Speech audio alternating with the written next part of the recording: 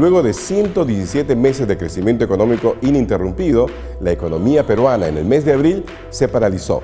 Creció apenas a una tasa de 0,02, poniendo en riesgo las expectativas de crecimiento para este año de alrededor del 4% o 4,2%, como decía el gobierno, que acaba de reducir su expectativa a 3,7%. Claro, son discusiones que parecieran tener no mucha importancia. Estamos hablando de corregir, por ejemplo, desde el punto de vista del Ministerio de Economía y Finanzas, de 4,2 a 3,7, medio punto, ¿no es cierto? No pareciera ser una gran diferencia. Ese medio punto, medido en términos de dólares sonantes y constantes, significan nada menos que $1.000 millones menos que no produciremos este año.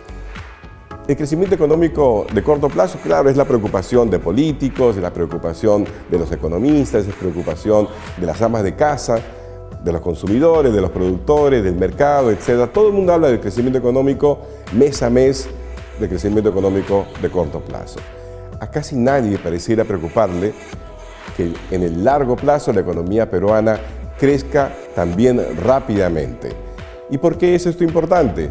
Porque son las tasas de crecimiento de largo plazo las que determinan finalmente si una economía logra darle a sus ciudadanos el nivel de bienestar que estos se merecen. Por eso es que allá afuera, cuando digo allá afuera me refiero a los mercados internacionales, tener una visión de hacia dónde van los países es clave. El banco, por ejemplo, británico HSBC, en el 2012 publicó un estudio que proyectan las economías al 2050, a la mitad de la centuria. Y en esas proyecciones está también el Perú.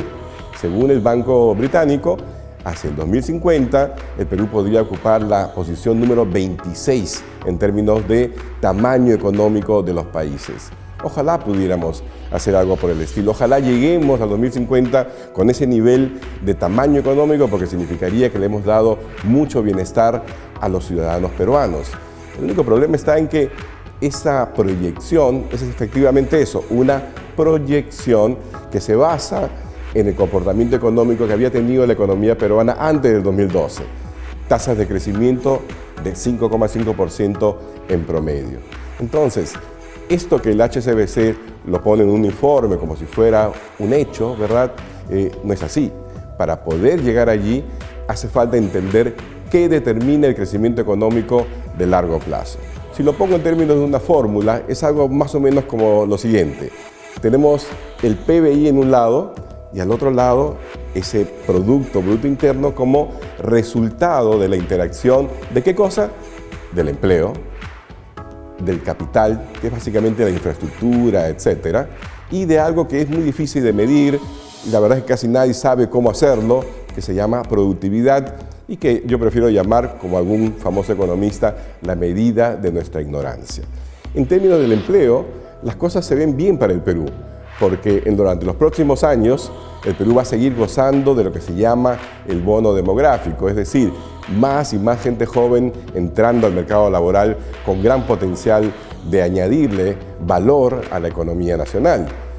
Por el lado del capital, de la infraestructura, de las maquinarias, etcétera, allí la verdad es que tenemos un futuro no muy cierto, más bien bastante incierto, porque eso va a depender de nuestra capacidad para invertir más, absorber tecnologías, etcétera. Así que ahí tenemos una tarea pendiente y también, sobre todo, mejorar todo tipo de infraestructura, carretera, portuaria, aeroportuaria, etcétera.